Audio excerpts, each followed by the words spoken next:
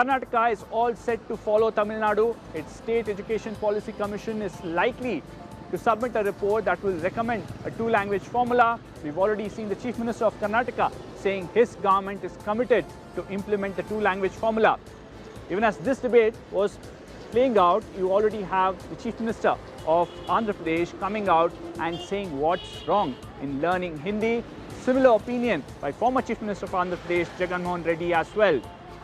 This now leads to a larger question on what happens to the NEP if the states follow their own state education policy, and what happens to this debate of two-language formula versus three-language formula. We'll discuss that, but first the report.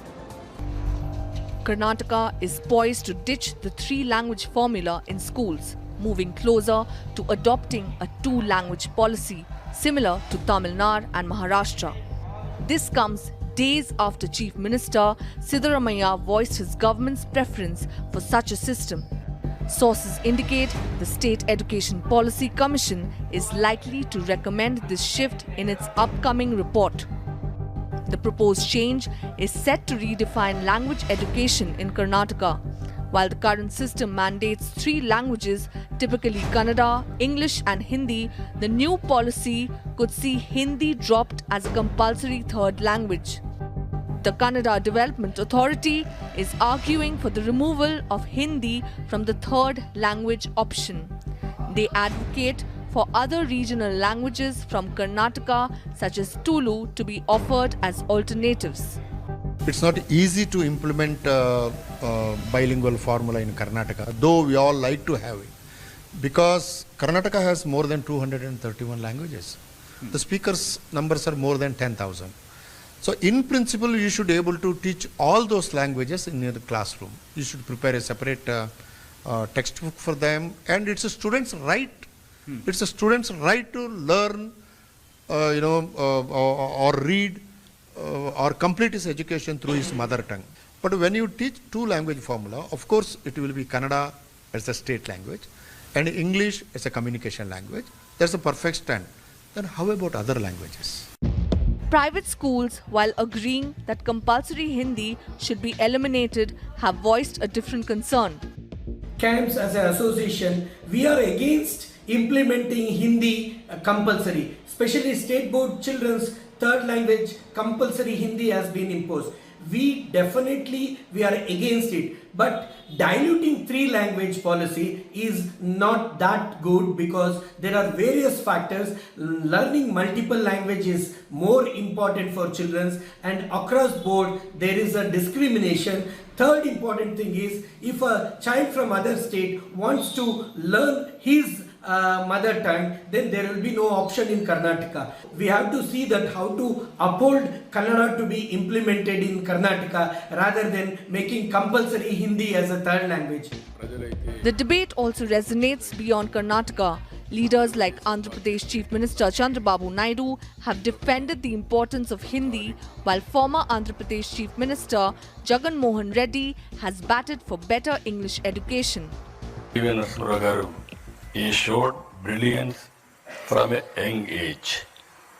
He was a student leader, a freedom fighter, a scholar fluent in 17 languages. Now we are all talking, why should you learn Hindi?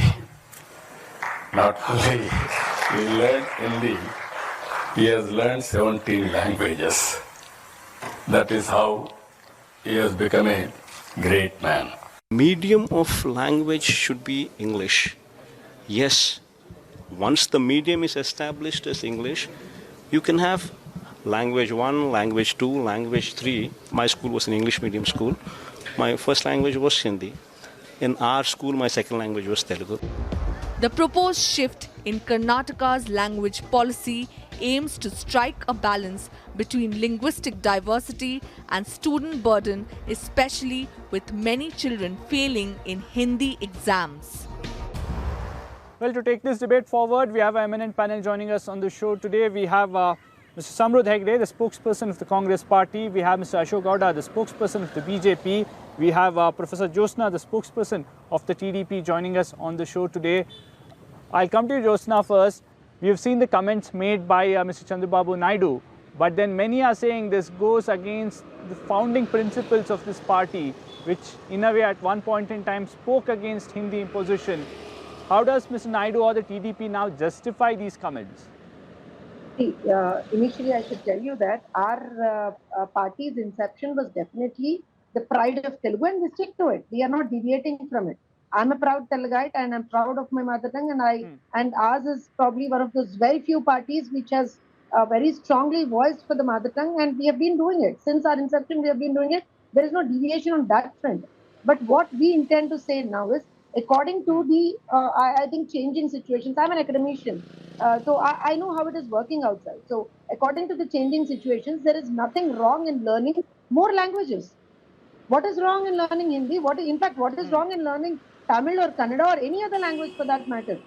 It makes you more equipped.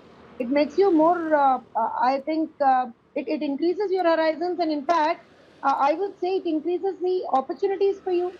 If you take my own example. But Professor, the argument is, the counter argument is that it places a huge burden on students. For example, if you look at stats from Karnataka, 1.42 lakh people, students have failed in Hindi exam in class 10th SSLC this year, and their careers are now derailed.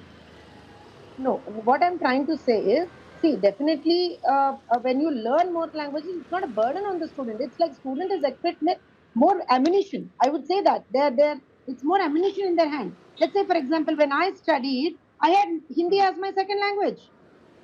Hindi as my second language. And in fact, most of my friends, I didn't do it and I regret not doing it. But there were like other Hindi Visharda and all those courses, which many of my counterparts did them. So what's wrong? Even I learned Sanskrit. Okay. In my intermediate, I learned Sanskrit. That was one of those very few languages which could, give that extra numbers and extra marks to the kids.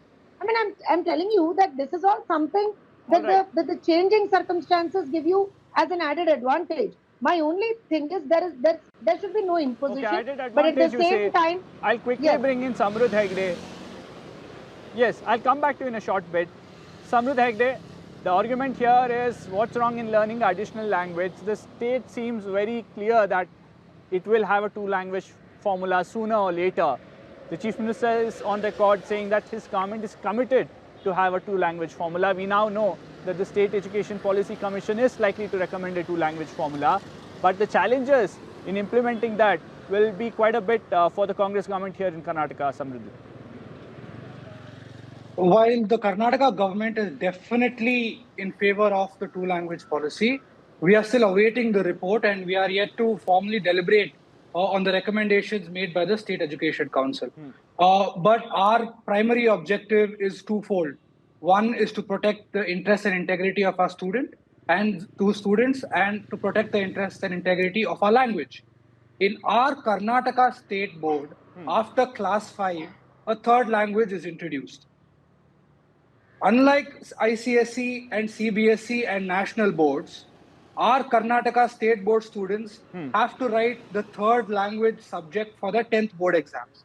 Now, as you mentioned, huge number of students are facing burden because of this third subject, which they are being forced to learn, and many are failing, and this is derailing their careers. Now, this is a phenomenal burden being cast upon them. You can't force language onto children. Education must be an enabling force. We can't have cultural and linguistic erasure masquerading as educational policy. Now, even in Karnataka, we have multiple languages. But in every other state, if you see, their state boards have two languages. One is usually their mother tongue and one is English. Now, why is Hindi being forced upon a state like Karnataka? And another important question is, now in UP, if you are saying that why doesn't UP have a three-language policy? If I want to learn Kannada in UP in a state government school, will that be permissible? No. So the state is well within its constitutional legal right to bring in the two-language policy, and we will do it soon, and hopefully soon. It's not possible for this academic year due to academic constraints. Constitutional rights. I will come to that. I'll come to that constitutional right point in a short bit, Samruddh. But Mr. Ashok Gowda, The question here is, if people in Uttar Pradesh are not learning Kannada, Telugu, Tamil, Malayalam or any of these languages, why should people in Karnataka learn additional language? Students in Karnataka learn additional language. Why this burden on them? It's a very simple thing, Haresh. See, the point is in NEP, if Samrudh goes through NEP, it is very clear-cut policy that the medium of instruction till 5th grade should be in the mother tongue, whatever the mother tongue is.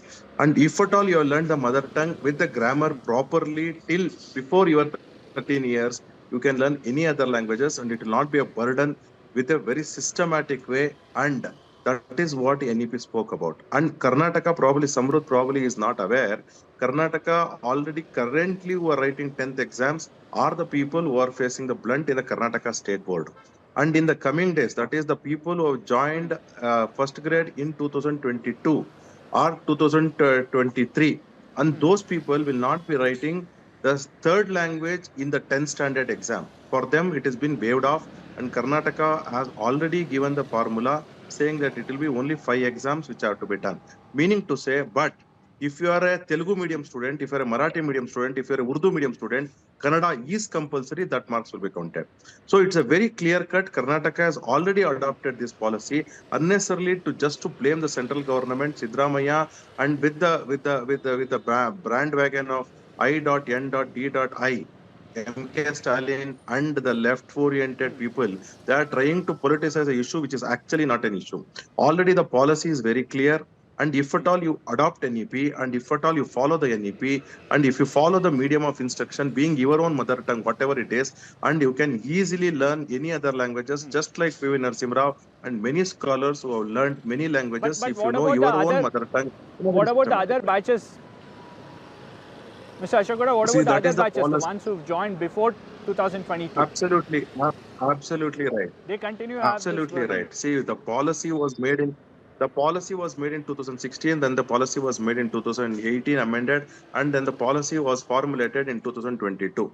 The year 2022 is very clear. It is only the 5 papers which you have to write. Other than, like, if your mother tongue is, if you're not writing Kannada, then you have to write Kannada itself. That if I'm a Marathi medium student, then I have to write Kannada. It is compulsory. So this is a transition phase. This will happen. So only for the people who are writing exams, 10th exams, and this year, that is in the few more years, this will be a problem. And definitely it will be, that is why the problem was solved. So the point is very simple, that if at all they learn their own mother tongue properly, they can learn Hindi also very easily. And if I can speak in Kannada, because of this, the Brahmi Lipi, and I can even speak in the same literature as Hindi or even Gujarati. I'm not a Gujarati scholar, but just because I studied there in Gujarat for 2 years, I can even understand Gujarati. So this is what the beauty of the languages is, and the beauty of all the 6,600 languages in the world and 2,200 languages in India is very, very simple. The formula and the base is the same. Yes. So it is not a difficult, and just don't politicize the issue where actually the politics is not there. It's an academical issue. Okay, you're saying don't politicize, but Samrudh, you mentioned about constitutional rights. And one criticism that comes often towards Congress is that Congress also endorsed a 3-language formula. In 1968, they brought in the official language resolution. The first NEP was under them, which endorsed 3-language formula. So many today turn back and say Congress has done a lot to propagate this 3-language formula. Is it now very convenient for Sidharamaya to come out and say our government will ensure it's a 2-language formula that state will follow in the coming few months?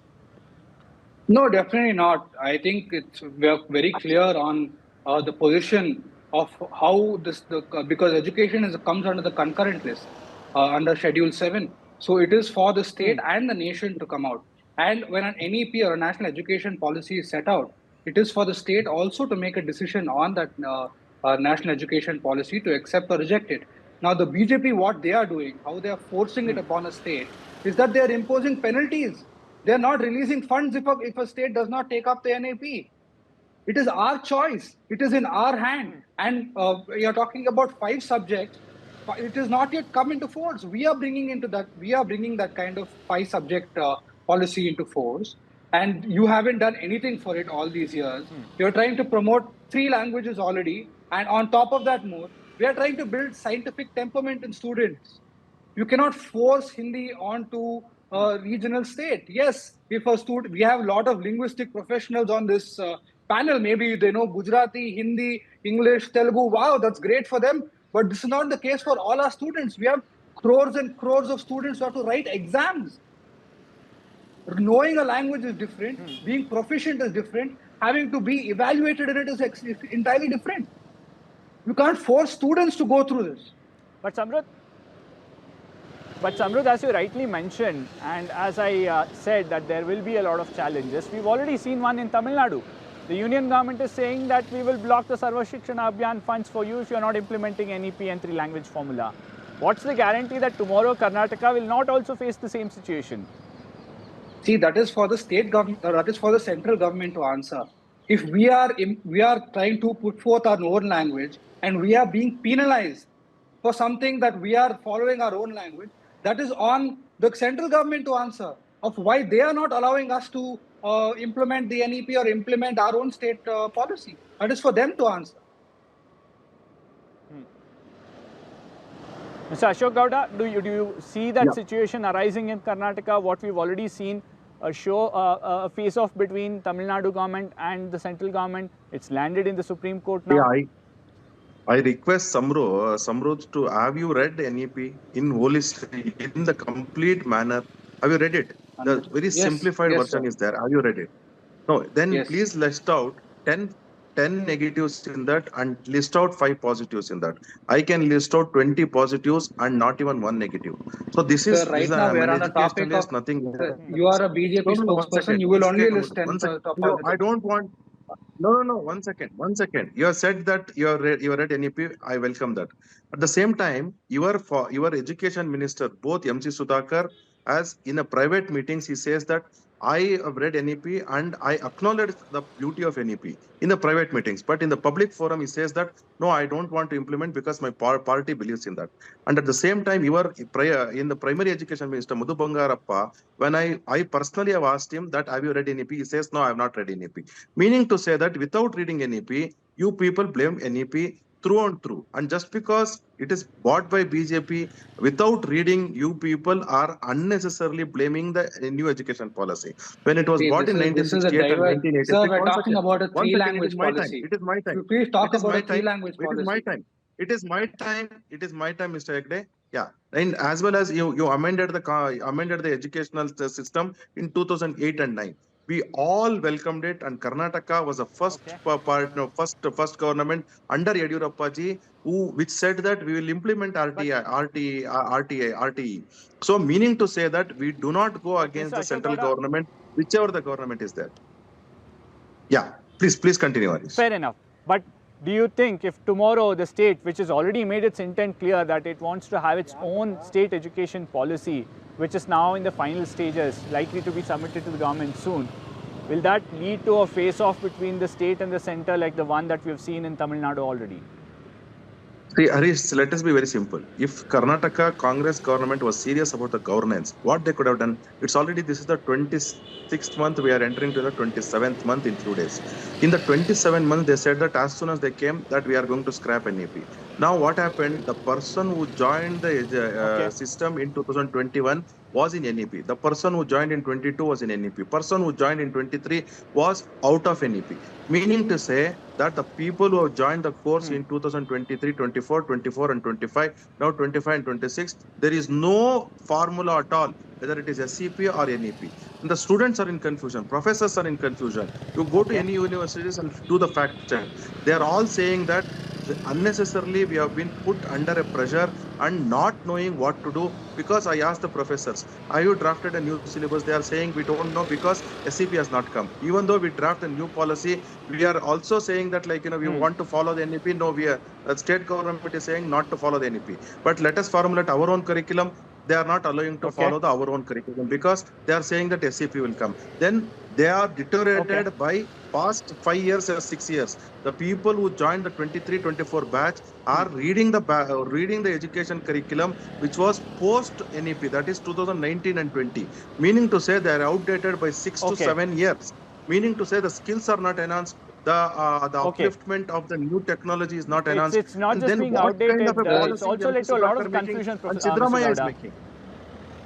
What about Sorry, come Maharashtra, again. sir? Maharashtra? Okay, fine. I'll have to Why bring do you scrap it in Maharashtra? Samrudh, I'll come to you, but let me bring in Professor Jyotsna quickly. Because one criticism, Professor Jyotsna, is that this statement by TDP or Mr. Chandrababu Naidu, to be very specific, is being done because they are now part of the NDA alliance.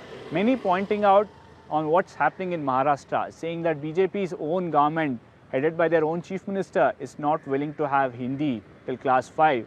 Why is it that now TDP and its leaders are going overboard, trying to appease and say that they want to embrace Hindi? Okay, first and foremost, my question to them who are saying all this, did Chandrababu Naidu Garu anywhere, anytime say that we are imposing Hindi? Did we say that anytime? The only point you have to understand is, why is this allergy towards Hindi? Hindi is not a Bharatiya language. Tell me that Hindi is not an Indian language. Is it a foreign language? Or is it a language something of, our enemies or thing? I don't understand. The only point is, if we say that what's wrong in learning Hindi, you're basically portraying us saying that we are doing something really probably a criminal act or something like that. When I say India, I also am very proud when I say Bharat, and Bharat is again Bharatadesham in Telugu. So I'm proud calling it that way also. So what is the problem there? But Professor, I think the question is the preference list. 1 second. Let me complete here. Just now, I think BJP spokesperson very clearly said, why don't you look at the NEP completely, top to bottom, end to end? That's when you'll understand, because it's not something that we politicians have designed, right? Is it a policy that the politicians have designed? It's a policy that educationalists and academicians have designed. They have gone through each and every thing meticulously, and they have designed a policy. Then I don't want to get politics into language, because that's absurd, that's stupid. Getting politics into language or in language into politics is stupid. You should not do that at all. If there are concerns regarding the students learning about it, you can always talk about the concerns. But just because BJP or NDA or any other party thinks is saying that why don't you have 3 languages, or why don't you agree with the NEP? You say that no, because BJP is saying that, or NDA is saying that, or TDP is saying that, we oppose it. Okay. Doesn't it sound a little stupid? I think we have to understand. We have to go through the entire policy. If you have any concerns, there is nothing wrong. Like you said, Maharashtra, they said no, we want to take it back. If tomorrow in Andhra Pradesh there are concerns which come out, definitely we will talk about it. But we just said what is wrong in learning Hindi. And what is wrong in learning Tamil or Kannada? I even say that. I even say that. What is wrong in learning Tamil and Kannada? All right, Professor, I'm unfortunately out of time on this debate. But as all three of you have said, this shouldn't be politicized. But unfortunately, this is the first thing that gets politicized every time a new government comes in, every time a new government looks at textbooks or language. We'll have to see how Karnataka approaches this. Thank you, Mr. Samrudh Hegde, Professor Jyotsna and Mr. Ashok Gowda for joining us on the show. Well, that was our top story of the week. But next up is an exclusive interview. AIADMK Secretary Edapadi Palaniswamy has spoken exclusively to CNN News 18 and once again has said that all anti-DMK forces should come together, and he's hopeful that there will be a mega alliance just before the election in Tamil Nadu next year. Sir, நல்ல வரவேற்பு, நிறைய women voters வந்து wait பண்றாங்க, நிறைய crowd வருது. நீங்க already சொல்லிருக்கீங்க, இத பார்த்தாலே திமுகக்கு ரொம்ப பயம் ஏற்பட்டிருக்கு ஆல்ரெடின்னு. என்ன மாதிரி மக்கள் சொல்றாங்க? என்னுடைய எழுச்சி பயணம் மேற்கூட்டத்திலிருந்து நேற்று வரை பல கூட்டத்தில் நான் பேசியிருக்கின்றேன். வருகின்ற வழியிலும் மக்களை சந்தித்து பேசியிருக்கின்றேன். மக்கள் கூறுவதெல்லாம் தமிழகத்தில் மக்கள் வராத திமுக ஆட்சி அகற்றப்பட வேண்டும் என்ற குரல் தான் ஒலித்துக் கொண்டிருக்கின்றது. இந்த ஆட்சி அகற்றப்பட வேண்டும் என்பதுதான் மக்களுடைய எண்ணமாக பார்க்கப்படுகிறது. சார், இப்போ வந்துட்டு நீங்க நிறைய மக்களை நிறைய சந்திக்கிறீங்க. அவங்க என்ன மாதிரி பிரச்சனைகள் உங்ககிட்ட சொல்றாங்க? இப்போ லா அண்ட் ஆர்டர் பத்தி சொல்றாங்களா, இல்ல விமென்க்கு பாதுகாப்பு இல்ல, என்ன மாதிரி இஷ்யூஸ்லாம் உங்ககிட்ட கொண்டு வராங்க? திராவிட முன்னேற்ற கழகம் ஆட்சி பொறுப்பேற்று 50 மாத காலம் ஆகிறது. இந்த 50 மாத காலத்தில் அவர் கொடுக்கப்பட்ட வாக்குறுதி 525. அதில் ஒரு 10 வாக்குறுதிகள் நிறைவேற்றப்படவில்லை. அதை பற்றி பொதுமக்கள் செல்லுகின்ற இடத்தில் தெரிவிக்கின்றார்கள், எங்களை ஏமாற்றி வாக்குகளை பெற்றுவிட்டார்கள், கவர்ச்சிகரமாக பேசி கவர்ச்சிகரமாக அறிவிப்பை விட்டுவிட்டு நிறைவேற்றாமல் எங்களை வாக்குகளை பெற்று ஆட்சிக்கு வந்து விட்டார்கள். அது ஒரு குறையாக சொல்கிறார்கள். இரண்டாவது, விலைவாசி உயர்வு கடுமையாக பாதிக்கப்பட்டிருக்காங்க. கட்டுமான பொருட்களின் விலை கடுமையாக உயர்ந்திருக்குது. சட்ட ஒழுங்கு மிக மோசமான சூழ்நிலைக்கு சென்று விட்டது. தமிழகத்தில் போதைப் பொருள் நிறைந்த மாநிலமாக திராவிட முன்னேற்ற கழக ஆட்சி நிகழ்கின்றது. அதோட சிறுமிகளுக்கு முதல் முதியோர் வரை பாதுகாப்பு இல்லாத ஒரு சூழ்நிலை. ஒட்டுமொத்த பெண்களுக்கே பாதுகாப்பு இல்லை, நாட்டு மக்களுக்கே பாதுகாப்பு இல்லை இந்த ஆட்சி. இதையெல்லாம் மக்களிடத்திலிருந்து சொல்லுகின்ற கருத்து. அந்த கருத்தின் அடிப்படையில் மக்கள் இந்த ஆட்சி அகற்றப்பட வேண்டும் என்று எண்ணுகின்றார்கள். Well, we'll have to see if TVK and Vijay change their mind in the run-up to the election next year in Tamil Nadu. Well, these were the top stories, but as we end the show, we'll get you a quick roundup of all the other stories from different parts of South India. Thank you for watching. Andhra Pradesh Minister Nara Lokesh's invite to aerospace industry asking them to shift base to Andhra Pradesh, saying that there was 8,000 acres of land available, has triggered a massive backlash from Karnataka. Industries Minister MB Patil hit out at Andhra Pradesh, saying that just mere availability of land won't ensure that industries will shift to Andhra Pradesh. He pointed out that Karnataka had a kind of system or ecosystem that's required for industries to flourish. He mentioned how there is an aerospace SEZ park that's already operating near the Bengaluru International Airport. Karnataka's leading cancer hospital, the Kidwai Institute of Oncology, is now under the scanner for not ensuring efficient and timely treatment for patients, especially the ones from economically weaker section. The MRI machine at this hospital has broken down, and from June end, there has been no MRI services. More than 180 patients are waiting for MRI scans, and now the hospital is saying that it will take much more time to get various spare parts from abroad and get this machine up and running. Midun, a class 8 student of Tevalakara Boys High School in Kollam district, died after suffering from an electric shock within the school premises. This has shocked the conscience of the state. Education Minister V. Shivankuti has directed the suspension of the headmistress of the school. To deal with this stray dog menace, Kerala government has decided to invoke the euthanasia provision under the Prevention of Cruelty to Animals, Animal Husbandry Practices and Procedures Rules 2003. LSGD Minister MB Rajesh has said that there will be criminal cases against those who disrupt the functioning of the ABC centers. A month-long vaccination drive for stray dogs in August and pet dogs in September will also be started by the department. Network 18 is now the clear leader in digital media, with 55% more users on native platforms and social media than Times Internet. Network 18, the undisputed leader of news networks, way ahead of the times.